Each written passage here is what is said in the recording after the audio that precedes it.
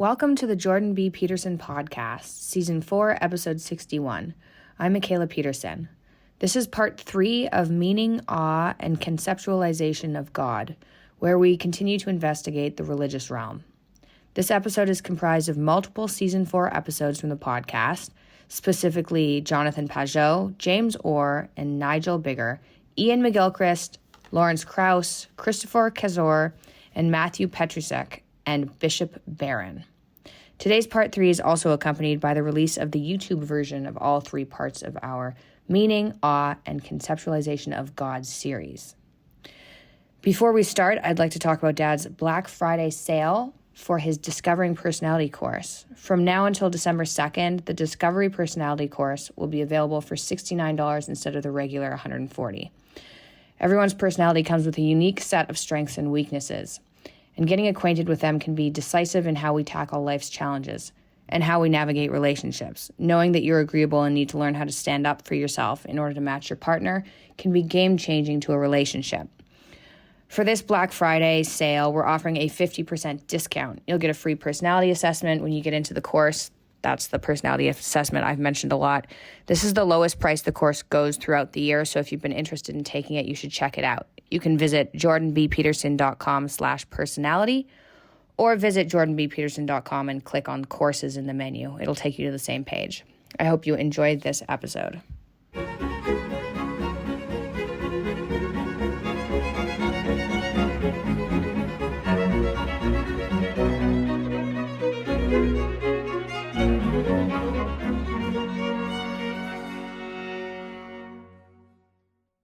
See, one of the things I've thought is that at minimum what Christianity is a thousands of years long discussion about what constitutes the human ideal. It's a purely psychological viewpoint. Now, I understand the metaphysical implications, that, and I don't want to dispense with them, but it's best to start with what's simple. So there's this discussion of what constitutes the ideal. And we're exploring it and discussing it. And we explore it and discuss it in all sorts of interesting ways, right? Because it's not merely rational.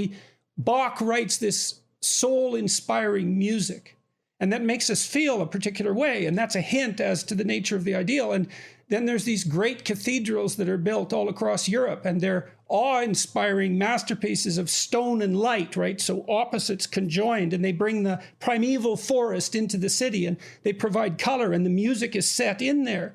And then there's the invocation of the ancestors and the dogmatic formulations that Christianity consists of that go back centuries as well. And all of that, and that's all part of this exploration. And to me, it's the exploration of that central animating spirit. And when we're debating the postmodernists who say everything is power, this is the sort of thing that needs to be pointed out as a rejoinder. It's like, no, it's not.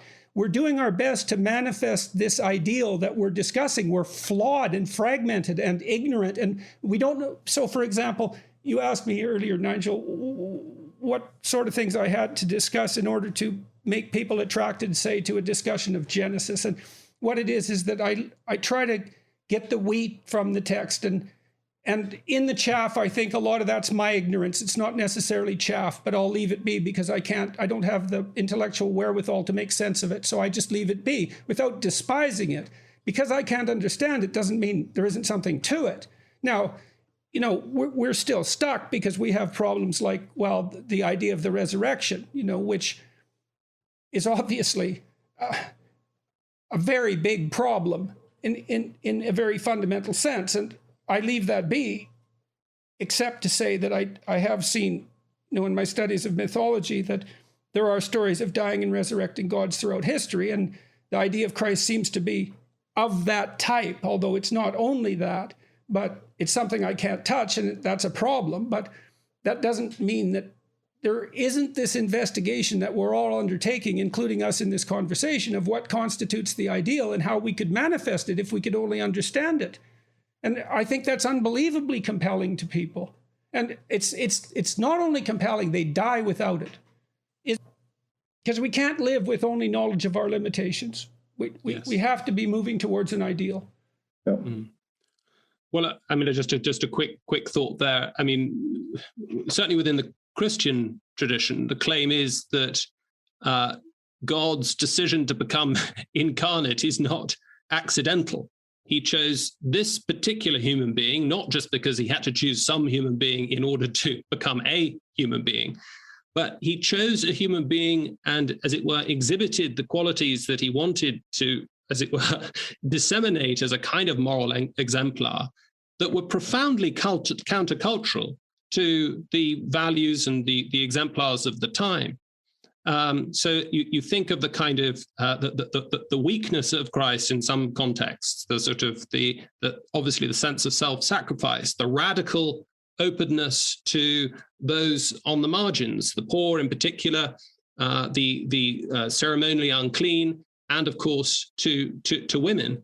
And so it's as if that this is completely subverting the sort of power narrative that dominated first century Palestine, particularly in the form of the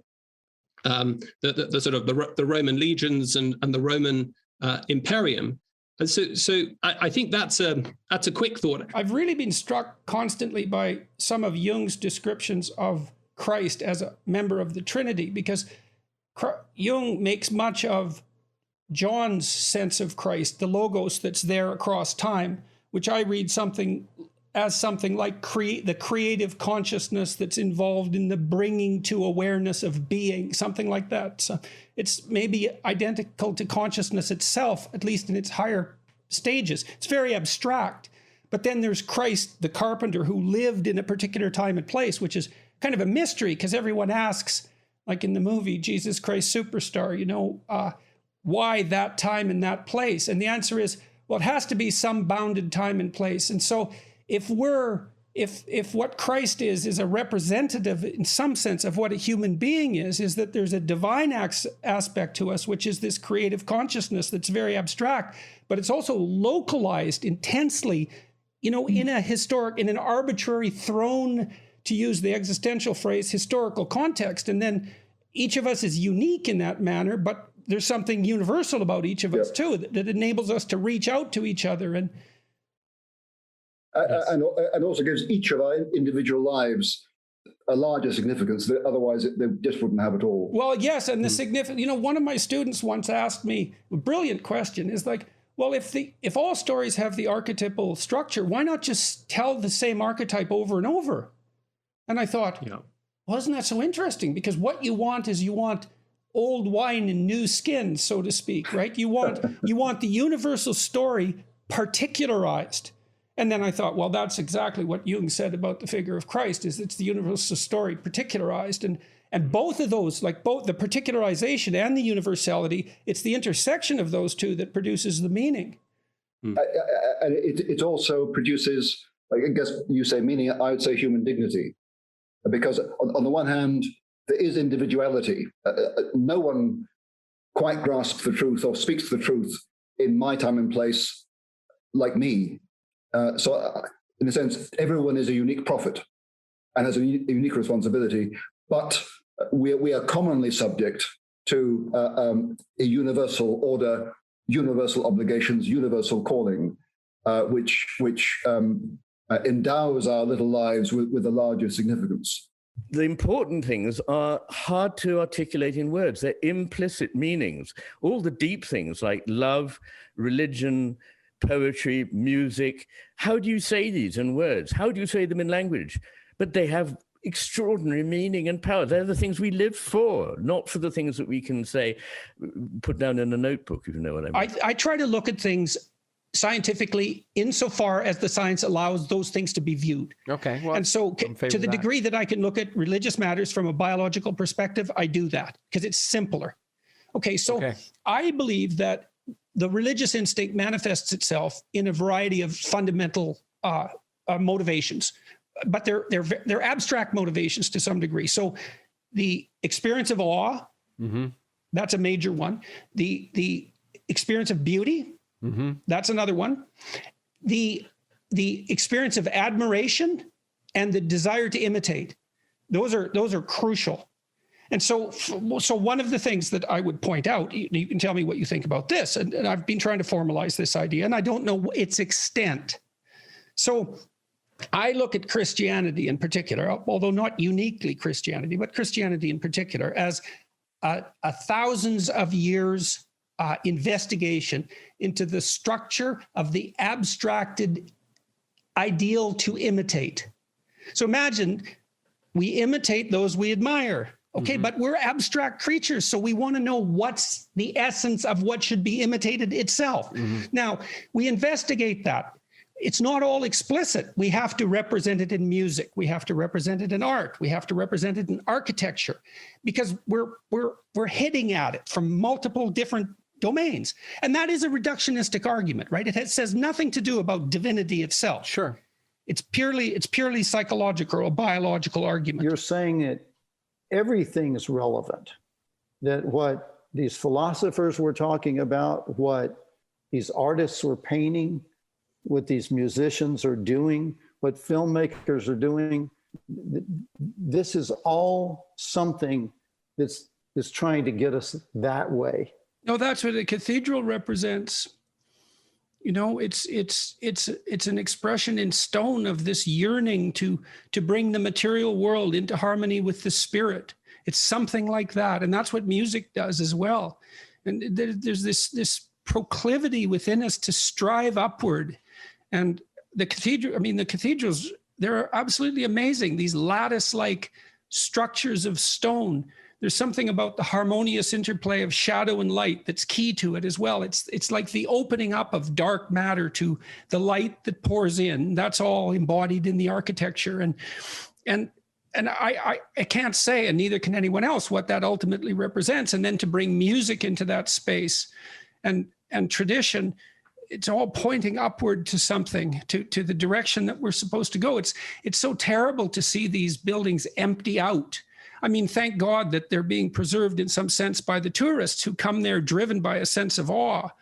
But we can't inhabit them anymore the way that we used to, and that's a terrible thing. It means there's a kind of ideal that we're no longer pursuing. Perhaps we're no longer pursuing it. It seems like a catastrophe to me. No one really knows how to revitalize it, though, unfortunately. So.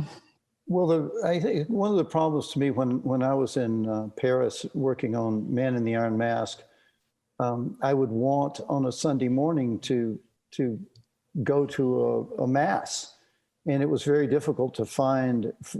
Well, for one thing, in a Baptist, church would start at 11 o'clock on a Sunday morning, and the masses aren't like that. But go into, say, the Cathedral Saint-Germain, and there was no one there. It's a magnificent ancient cathedral, and a few tourists, and the place didn't feel dead. The architecture was alive, but it was very difficult to have a congregation, and a congregation is what the church, of course, is supposed to be. It's a collection of people who are united and indifferent. It's a collection of sinners acknowledging their sins. And I think that is a fascinating thing to me about how we keep. Well, it's so surprising. It's also so surprising that those hundreds of years ago, when most of those buildings were built, that those cultures would dedicate themselves to such great cost to produce these absolutely spectacular, impossible buildings made out of stone or brick. They're like a dance in stone. They're so magnificent. And then to fill them with the greatest of artworks and to bring the light in the most colorful possible ways, and then to bring the music in to set the scene, and then to have everyone come in and commit to at least not being as bad as they were, right? Like it was a joint moral enterprise that everyone was involved in. You can be as cynical about that as you want and talk about, Sunday Christians and all of that, but an hour a week to contemplate how it is that you should be living your life, or to become in tune with your conscience once again, which at least the confession can offer that. and then to see that so much effort was poured into that, it's amazing that ever occurred. And then it's also equally amazing that we've stopped doing it, because you might think, well, wouldn't we be interested in jointly coming together and saying, well, here's how we're inadequate, and here's how we're conceptualizing what would be ideal, and couldn't we move together toward that? And I was talking to Bishop Barron this week and about this issue, about the loss, especially in the Catholic Church, of young people. And it seems that there's a great adventure there that isn't being communicated properly. And it's a terrible loss for all of us. What do we have to replace that? You know, I've talked to the new atheists, especially Sam Harris, and it's not like I don't understand their arguments. It's not like I don't have sympathy for them, for that matter. But there's nothing poetic or artistic or magnificent about the alternative. Yes. Right? It loses. There's something that just disappears. It's that artistic ineffability. There's no obvious room for that in the Enlightenment worldview. I'm an admirer of Steven Pinker, for example, and he falls into the Enlightenment rationalist camp. And in his book, The Language Instinct, he talks a little bit at the end about culture, philosophy, music, art, and all of that, religion even, for that matter, to some degree, but it's like a throwaway chapter at the end. Whereas by my way of looking, that's the whole book, all of that artistic endeavor, and that shades into the religious endeavor. And that's not some side effect of human cognitive development. Quite the contrary, it's the central feature. And I agree. Well, Jordan, when you were speaking with Julia, the most recent podcast I heard, it reminded me, her description of her life reminded me of an experience I had in Russia.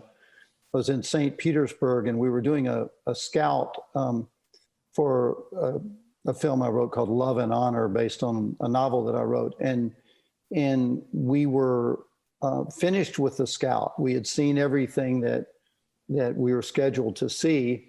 And this young woman who was in her early 30s, a Russian woman, asked if there was anything else we'd like to see because we had some time. And I said, well, I'd love to see some of your churches. And she got this quizzical look on her face. She was surprised that, I don't know, a Hollywood director would ask that. And she said, well, I'll take you to my church. And I said, you've got a church? And she said, oh, yes, I'm Christian. And I said, but you grew up when that was discouraged, even almost illegal. Are your parents Christian? And she said, no.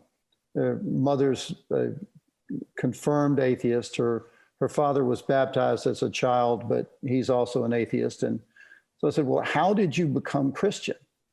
And she said, there was no beauty. I was a young girl walking around and nothing was beautiful.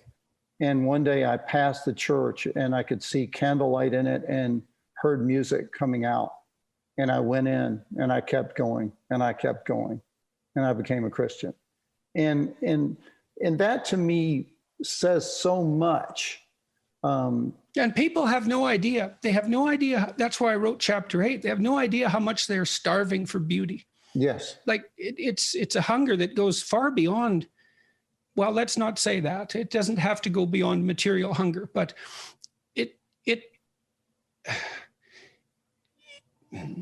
no matter how well fed you are, without some relationship to beauty, there's too much suffering in the world for it to be viable. It's right. It's along with truth, it's the antidote to suffering. It's not optional. Right. It's crucial. And you can tell that by its economic value. For those who are hard-headed, it's like you can't point to anything with more economic value. Period. The end. And so. Well, some weeks back when you were, I felt, really working your way back, that that work and engagement in your calling is helping to heal and sustain you. You said something along the lines of that you wondered why in the Christian community and religious community, the people were telling you that your work means so much. You know, why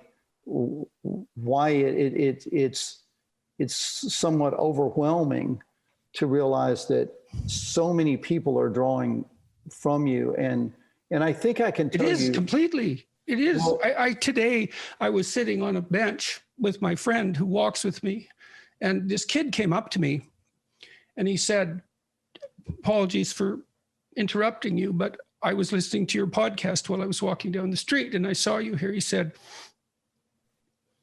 and he started to tear up right away. He said, 5 years ago, I was suicidal. And I've been listening to your lectures on a regular basis. He said an hour and a half a day, which seems like an overdose to me. He said he's invented prosthetic limbs and has helped all sorts of disabled people and is on his way to MIT. It's like just a random meeting on the street, you know? Yes. Yes. And thank It God is for that. It's too much. Yes, of course it is. But I tell you, and like, I know you like to understand, you know, that's there's something else you said a couple of weeks back about, I want to understand why. I want to understand why this story makes sense. And I do too.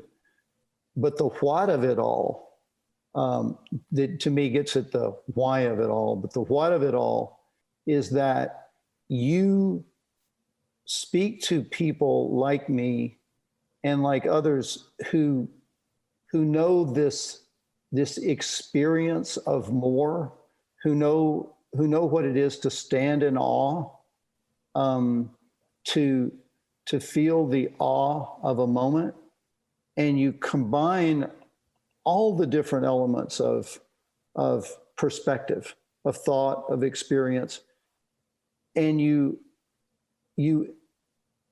validate or endorse that people who choose faith and who see courage and sacrifice as crucial divine values are not idiots. I think that's. And it's no accident that crucial and cross are the same thing. Yes, exactly. And you know, we go through this thing of, well, you're choosing an opiate. And to me, it's like, well, the alternative is not attractive too. When I started working on the Pope story, I came across a statement that I believe is one of the talk show guys, late night talk show guys, had said, Conan O'Brien, I believe it was, but he said that Pope Francis had made a pronouncement that he thought even atheists could go to heaven. And in gratitude, atheists have said that the Pope, when he dies, is welcome to enter their endless void of nothingness.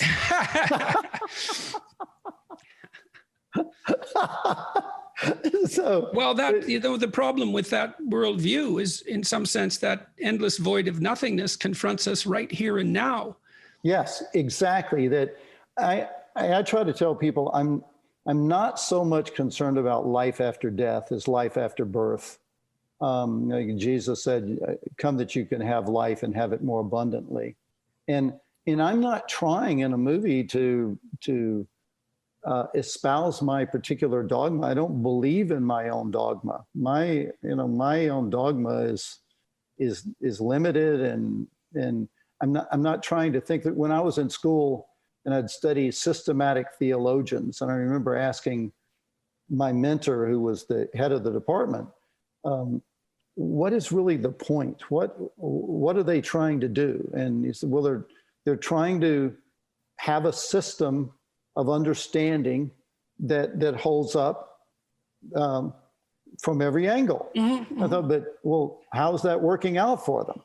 Because ultimately you get into do you have faith or not? When I write a story, it's I've got to jump in and trust. And I don't know where they'll lead, but I know that to not jump in is death. And so for me, it's like the Old Testament says, I set before you life and death. Choose life. And that to me is what I hope my work's about. And I'm damn sure it's what your work's about. Let's delve into this faith issue a bit too. Because the faith is a very complicated term, and it's often parodied by the rationalists. To have faith in God is parodied as a primitive and superstitious belief.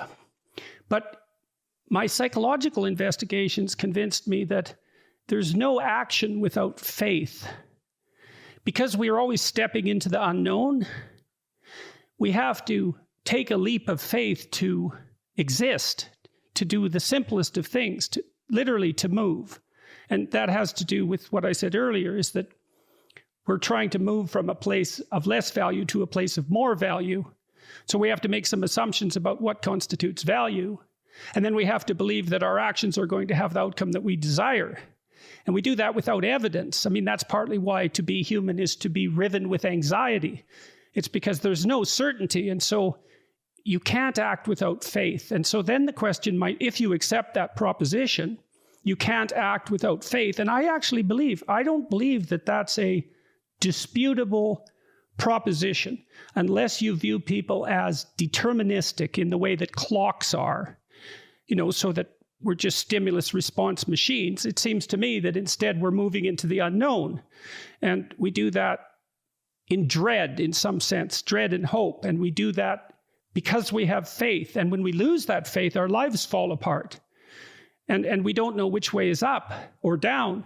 And so then the question is, well, if we have to have faith, what is it that we should have faith in?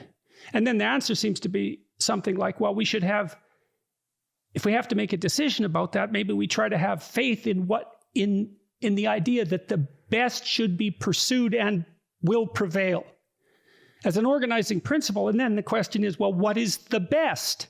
And the answer is, well, that's really hard question. And so we need cathedrals, and we need Bach's music, and we need the stories in Genesis, and we need the world's great literature.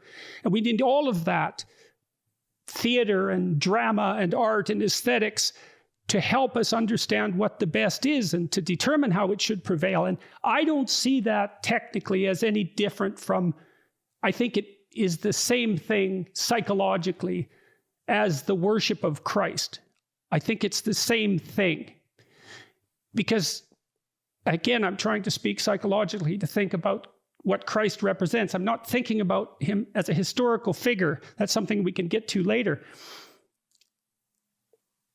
That image, which is seen, for example, laid out on these massive cathedral domes, Christ as logos, as generator of the world, it's the idea that the proper mode of being is brought into existence by consciousness that's operating according to the highest possible principles.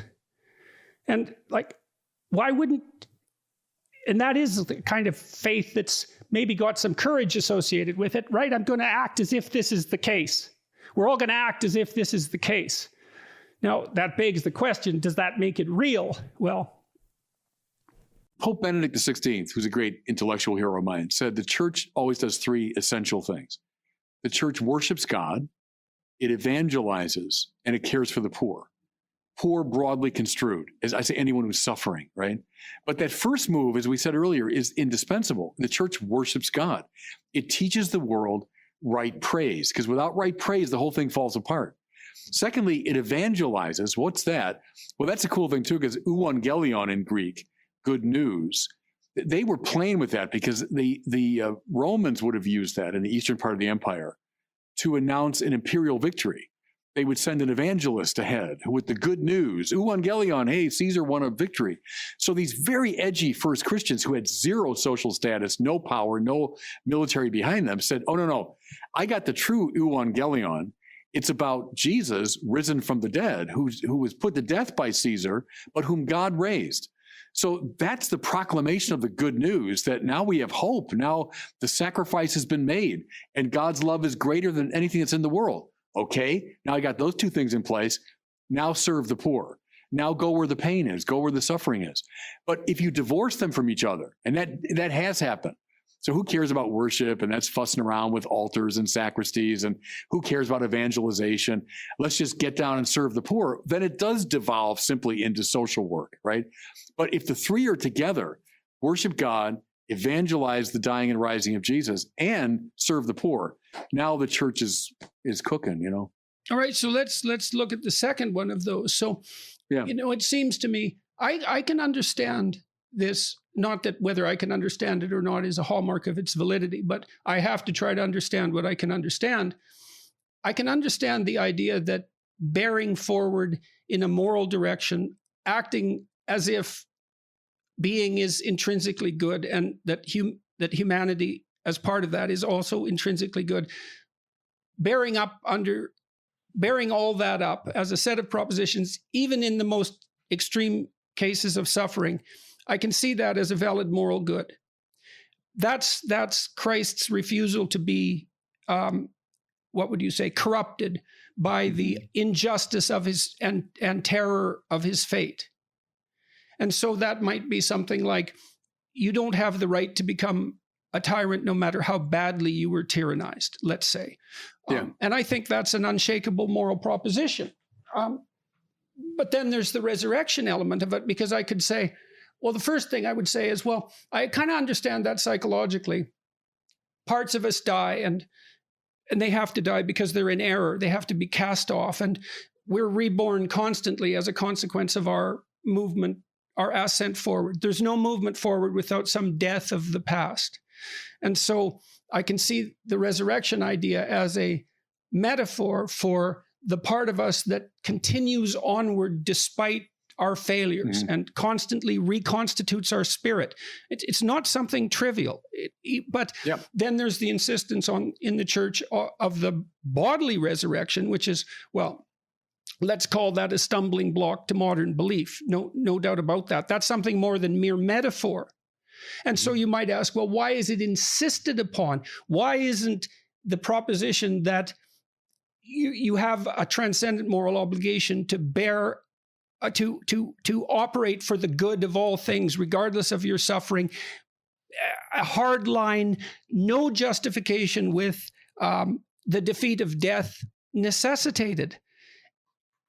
I'm not trying to make a fundamental critique of the idea of the resurrection, because I know there are things that I don't know. I know that for sure. And God only knows how the world is fundamentally structured. But it seems, and this is a Nietzschean criticism in some sense too, and a Freudian criticism, that seems in some real sense too good to be true. Yeah. So, and so what do you make of the resurrection? How do you conceptualize it, even as it's related in the Gospels? Yeah, good. You're raising a lot of interesting things. First of all, everything you said about it in terms of psychological archetypes and metaphors, good, fine. I think those are legitimate. I think those are correct perceptions of things. And it has indeed functioned that way in a lot of the literature of the world, resurrection type stories. But I think what's really interesting about the New Testament, as Lewis said, C.S. Lewis, when someone said, well, the New Testament is just another iteration of the ancient myth. And he said, anyone that says that has not read many myths, because there's something so distinctive about the New Testament. And what I would say, Jordan, first this. I think from the first page of Matthew through Revelation, what you get throughout is this, what I call this grab you by the shoulders quality. They knew about literature that is conveying deep psychological and philosophical truth. Paul certainly knew that literature very well. Doesn't sound like that, though. It has overtones with it. It bears some of that. It has family resemblances with it.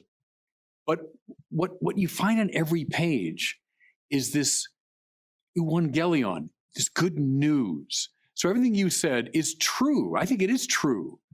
But it's not exactly news. It's part of the Philosophia Perennis. It's been around for a long time and a lot of the great thinkers of the world. And again, I agree with it. I like the Philosophia Perennis. But the New Testament is people who grabbed everyone they met by the shoulders to say, something happened. Something's happened here that we were not expecting, that was not part of our thought system. And it's so shaken us up that we feel obligated to go careering around the world and indeed to our deaths, announcing it and defending it.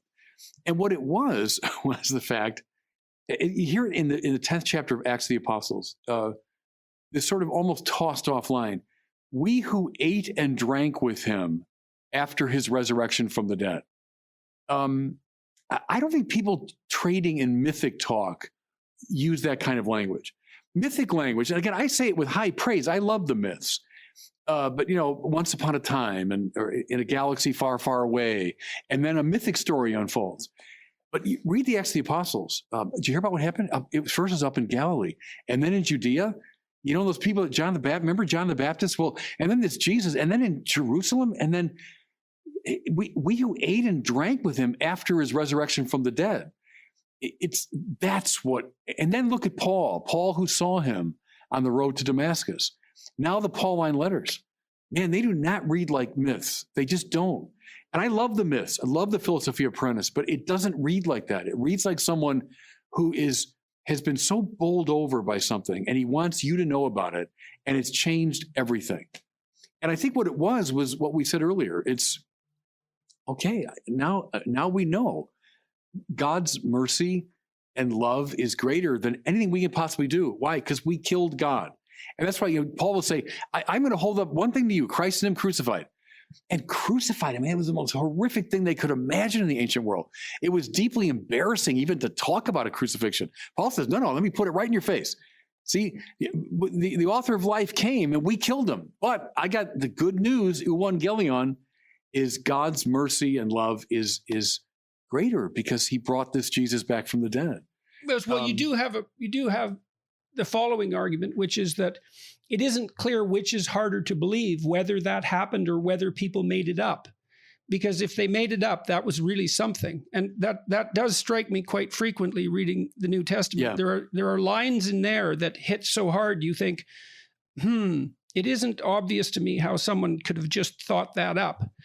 So, right. And there is that, and Jung, Carl Jung, who I greatly admire, he believed, I think in the same way that C.S. Lewis did that, and he doesn't talk about this that much, but that there is this archetypal mythological pattern of the dying and resurrecting hero that has this psychological reality, which is extraordinarily deep, but that archetype was realized once in history. And that's fully realized. So it came from the mythic realm, let's say, the realm of eternal truth, the realm of pattern, instinctive pattern for that matter, and was fully realized at one point in history. And you might think, well, if it's going to be fully realized, it has to start somewhere. It can't start everywhere at the same time. Right.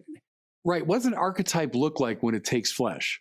Might be a way to get at that. Well, and the thing is, we do see this, and it does grip us because movies, like we see representations of this all the time.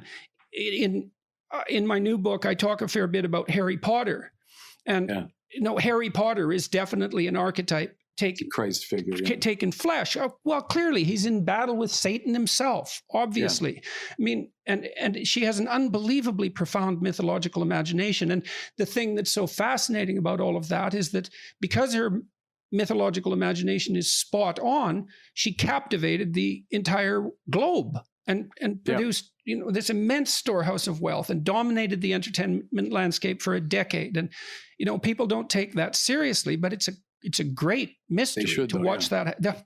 Absolutely, they should. It's a phenomenal. Anything that grips people's attention like that is obviously worth paying attention to. Lewis called them good dreams, right? So all the sort of archetypal anticipations of the gospel, they're the good dreams of the race. Or use the Jungian. I love Jung too. But what happens if that archetype of the person perfectly pleasing to God, Kant's language, what would happen if that archetype became flesh? And indeed, that's how they put it. The word became flesh and dwelt among No, us. I think that's also the question we should each be asking ourselves in our own lives. Yeah, quite It's right. like, well, who could we be? And you say, well, you don't have to ask yourself that question. It's like, well, good luck with your conscience then. You should be another Christ. That's right. the objection to the self-created person. It's like Yeah, the idea that you can create your own values is, well, good luck. right. Try. Good luck with that project. Yeah, right. good luck. Right. It's not going to work. You know, Newman referred to the conscience, I always love this, as the aboriginal vicar of Christ in the soul. So he took the language descriptive of the Pope, the vicar of Christ, but he said the aboriginal vicar of Christ Which is Newman? the conscience. John Henry Newman. Okay, because I was thinking of Eric Neumann. So No, John Henry Newman. And it's a beautiful way of describing it, because we'd say the Christ dwelling within you is the voice of the conscience that's calling you to sanctity, ultimately, to heroic self-sacrifice, to being who Christ is. it also it is what people worship. Because here's a way of thinking about it technically. Well, look, when I have a conversation with you, there's something I want from you. I want everything you can give me. I want you to be as there as you can possibly be. That's what I'm demanding all the time. If my attention, assuming a properly constituted subjectivity, if my attention wanders, that means you're not delivering. And so if you're wandering around and everyone's attention is wandering away from you, you're not delivering. And conscience, because we're so social, we're social creatures to the final degree. Conscience tells you when you deviate from the ideal, and that ideal is what people worship. By attending to that manifestation of the ideal in you, they worship it. And so that's there. It's there in the demands that we can't help but make of each other and of ourselves. There's no escape from that. And so I do think it's a perfectly good question. What would happen? And this is the right question for your life. What would happen if you took that seriously? And so, again, what I see is that it doesn't seem to me to be, if the church can no longer attract young people, it has to be that they're not taking that with sufficient seriousness. Now, I think there's a lot to that. I don't want to externalize the blame. It's like, I know the church is a human organization and all of that, but it's still evidence. But it's not just it's not just about going to church. One time I told you something, and I don't know if I was able to drive it through. There's something about being in a hierarchy because there's an aspect of being in a hierarchy that you talk about, which is this kind of striving to kind of be the best within that hierarchy. But there's an aspect of being in a hierarchy, which is that the hierarchy covers you. Oh, definitely. There's no doubt about that. Yeah. And so there's something about submitting. That's why the lowest status members of a chimp group will still fight off interlopers. Yeah. And so there's a value in being in a community and a hierarchy where you, like, I go to confession, right? I go to confession, I go to my priest and I confess my sins, and I give that to him. He actually takes responsibility for an aspect of listening to my sins and kind of participating in my salvation. And so the weight ends up being distributed across the community. It's not, so you don't actually just bear it on yourself. And it's not just it's not just a living community. It's not just those that are alive in the hierarchy, but those that have left their story. All the saints are part of this hierarchy that you engage in, that you participate in, and that you see as consolation, as examples, as examples of people who have lived through difficult things that you can kind of that you can shoulder up against, And so that's one of the reasons why I kind of insist with, at least for the people that watch my videos, is when I say go to church, it's not just because I'm trying to moralize you into doing something. It's because it's actually a participation in how the best vision of reality works. I've got no objection to any of that. But I've seen you. Objection. I'm probably one of the only people in the world that has actually seen you in church and seen you. Yeah, and how'd that squirm and squirm in church. Why? See, the other thing, I was reading this book, and it's mostly a jumping off place for me to think. It's like, there's also something, because I'm not inside the church, so to speak, it's hard to say what the utility of that is. The utility of being inside the church. Of being outside it. Oh, being because outside I'm an the outsider talking about religious matters. Yeah, but I think that it has played a great role. Like I've often said that you're something like King Cyrus. If you know the story of King Cyrus in Scripture, King Cyrus was a Persian king who told the Jews to go back to Israel and build their temple. So he wasn't Jewish, like he wasn't an Israelite. He wouldn't believe in the God of the Israelites, but he was like, hey, that temple of yours looks pretty nice. Why don't you just go back there and rebuild your own thing? And so that's definitely an effect that I've seen you have. The number of people that have become Christian because of you is hilarious. Sorry, it's not hilarious, but it's just kind of this strange thing, because you kind of stand outside and you're looking at the door and you're looking at the church and you're saying, hey, this isn't not so bad. Look at this. What is going on here? Like, what is this about? And then because of that, well, it's also, do you think you've got something better? What was it? Milton. Didn't Milton write Paradise Lost to justify the ways of God to man? Mm-hmm. It's a hell of an ambition. In some sense, that's what this entire religious endeavor does. The literary endeavor as well. What's the point of all this? What's the meaning of this? And, when you think about that in too propositionally, and I also saw this in my therapy practice. It's like, well, what's the meaning of life? And I could easily get off on a nihilistic argument with some of my more intelligent clients. They had a rejoinder for every proposition about why life was valuable. But then if you said to them, don't be so sure that that part of you is your friend. Look what it's doing to you. It's so destructive. And it has all of its self-justifying arguments, and they might even be coherent. But look at the consequences, and then contrast that with your own experience. Like, when does that sense of nihilistic despair disappear? For some people, it's when they're with people they love. They're with friends or family. Some people find it in creative activity. Some people find it in charity. There are various sources of meaning, and that's not propositional. You see it in your own life, right? You can literally in therapy, you have people track that. It's like, well, you're nihilistically depressed. Let's watch your life for a week and see how that ebbs and flows with what you're doing. And then see if we can get you participating more in what makes it ebb than what makes it flow. And that's empirical in a sense, right? I'm not asking you to believe something. I'm asking you to watch the structure of your own reality to see where meaning manifests itself. And then you could say, in some sense, the sum total of where meaning manifests itself, that's where God resides. And that relationship with God that you described as the, what would you say, as that has to be maintained by our good behavior. I suppose that's that desire to live in that space of meaning. And then you can propositionalize that. You can say, well, that's associated with love, and it's associated with courage. It's associated with these classical virtues, and it's not these things that we've learned to deem as evil. And that's where is it reasonable to say that that's where you find God if you're searching? Is that an appropriate way of looking at it?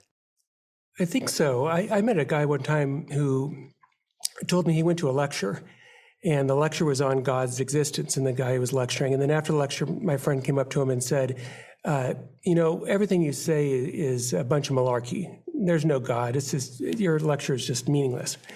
And the guy said, okay, what I want you to do is for the next week, I want you to treat everyone that you meet as if they were Jesus in disguise. Mm-hmm. And the guy left the lecture and he went home, and, he gets home and, mom's there doing the dishes, and he thought to himself, well, if this were Jesus in disguise doing the dishes, I'd probably go up and help my mom do the dishes. And then dad came home from work, and rather than ignore him, he said, hey, Dad, how was work? How's everything going? And, because if that were really Jesus in disguise, I would do that. And then they're eating dinner together with the family, and there's one hamburger left. And he turns to his brother and says, hey, why don't you have this? And the guy told me his life was completely transformed by literally 1 week of acting in this sort of way. And that's not really surprising. Pope Benedict talked about this in one of his encyclicals, that one way to God is to act in this sort of way, to act as if God exists. Right. To act as if other people are Jesus in disguise. And, Mother Teresa talked about that too, that for her, the poor and the leper and the destitute were all Jesus in disguise. And so she served them as if they were Jesus. And so that is one way, it seems to me, to move towards God. I don't think it's the only way, though. And the reason is that I know a philosopher, Alistair MacIntyre, who mentioned to us in class one day that he was an atheist until he carefully studied the arguments for God's existence. So there are at least some people, at least one person, Alistair MacIntyre, who really did come to God through that way. But I think the more common way is through lived practice, lived action. Yeah, you brought up the case of severe depression, and it is the case, of course, that you can make profoundly coherent arguments for why your life is meaningless and why there is just a vast nullity to all existence. But the question isn't, are they coherent? The question is, are they true? The question is, are the premises right? Because anything can be coherent within false premises. The question is it the case that your life is worth nothing? And the answer has to be no. That's a false statement. It's a false apprehension of reality. Well, look what happens if you act that out. Of course. But even then you could say, well, no, I'd be doing a sum. If within the grips of depression, you'd still be thinking that I am acting according to a good, given the premises that I have about the meaninglessness of my own life and of all life. So I think the foundation, it keeps going back to the same question, the foundation of truth must be there. But then the next thing to say is not that you are wrong about your life being meaningless. That's a false statement, but that you're also loved. You are loved. And I think that's the kind of thing, at least my own experience, that can take you out of the darkness, that your life is not about you and your own thoughts. It's not about you and the systems that you are building. Ultimately, you are in response to something much greater than you. And that thing that's greater than you is looking at you and calling you out and saying, I love you. So it's not an either or. It's not, well, what's true propositionally about the nature of existence and is there a soul? It is that, and I'm calling you, which is a universal call for us as Catholics. This exercise that you described, Dr. Kaiser, I believe that when we see other people, except under very extraordinary circumstances, we see an illusion that we project upon them. Mostly, it's a simplifying illusion. We don't see the whole person. Partly, I suppose, because we couldn't tolerate the complete vision. It would be too much for us, so our doors of perception are 3/4 closed, and exactly why that isn't obvious. But I do believe that the more accurately you perceive a person, the more you perceive them in the manner that you described. You see this eternal, recurring, conscious hero striving against the darkness. And when you treat people like that, of course they're compelled by that. It's a compelling way to be interacted with. Although, I don't know what it is that maybe it's not obvious how much of that you can tolerate, which is a very strange thing too. I'm thinking about this. Most of what we perceive is our memory.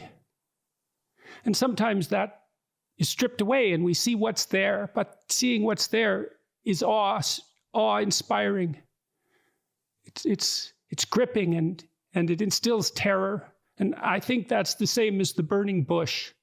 And in some sense, everything is a burning bush. But you're blinded to it.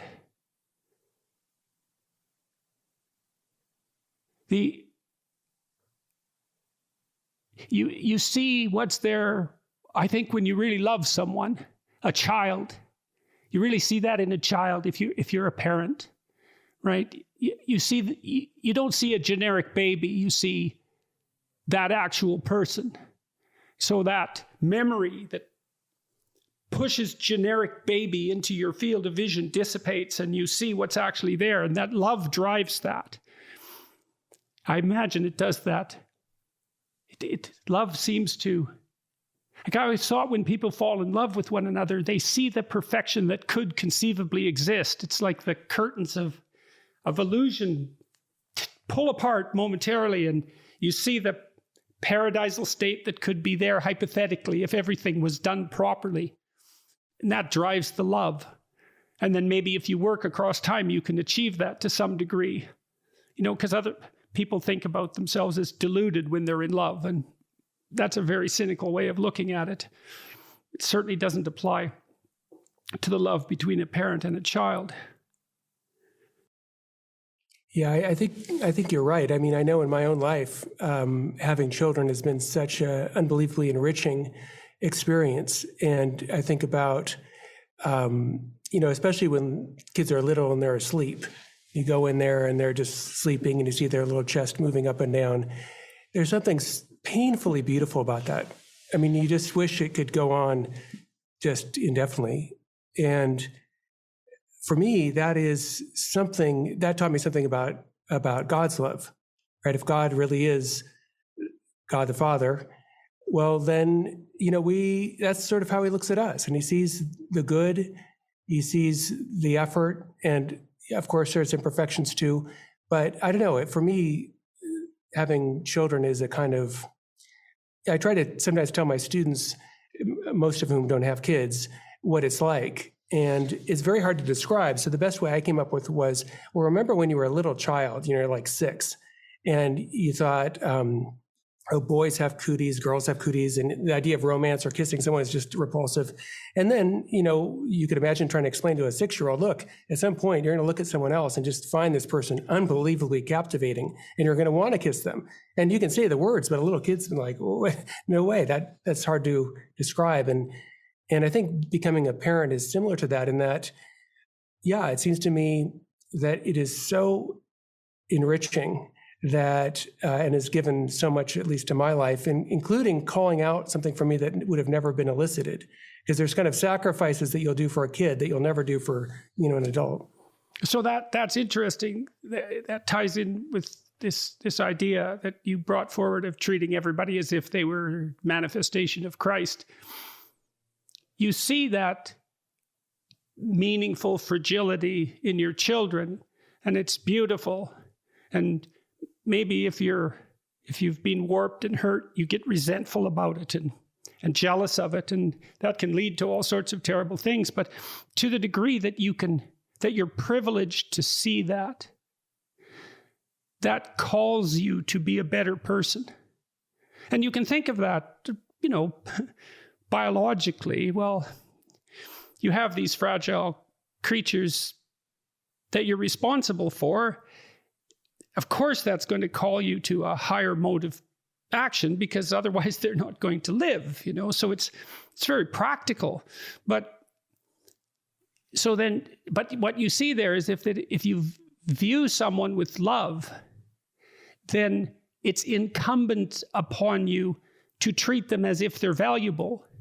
And then the more you treat other people as if they're valuable, the better person you are. That just comes along for the ride in some sense.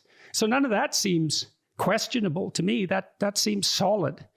And so then maybe the more love you view other people with, the higher the moral demand that's placed on you. And then I would say too, well then, that's another reason why it's so important to be truthful and in some sense to be good, because it isn't obvious to me that you can withstand that moral load if you're compromised by too much sin.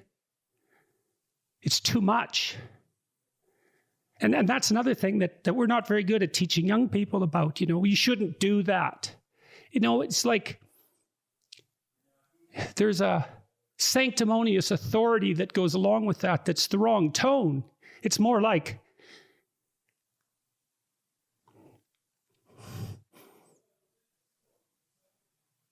I don't know how you lay it out properly, but you tell people that you love how to avoid the road to hell. And you don't do that because you're shaking your finger at them or because you're a moral authority. You do it because you don't want them to burn. And I think there's too much of the moral authority still in the church and not enough of the love that helps people avoid the fire.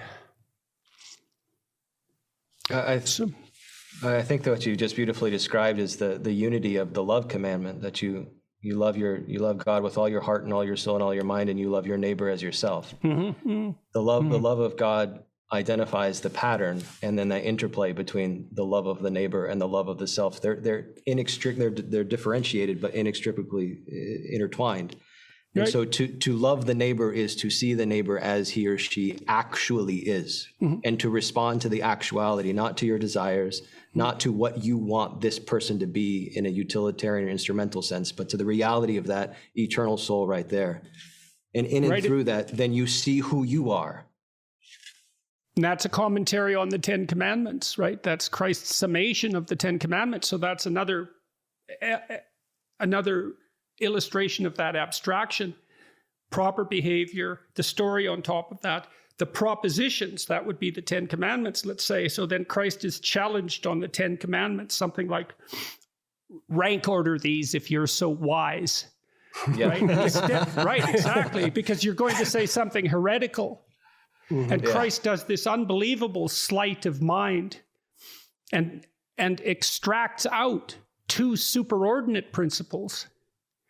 And it's done in such a compelling way that the interlocutor, who's basically a prosecutorial mind, like an inquisitionist in some sense, is reduced to silence. That's a very powerful story. It's one of those stories, you read that, you think, it's not obvious how someone could have made that up. There's a lot of genius.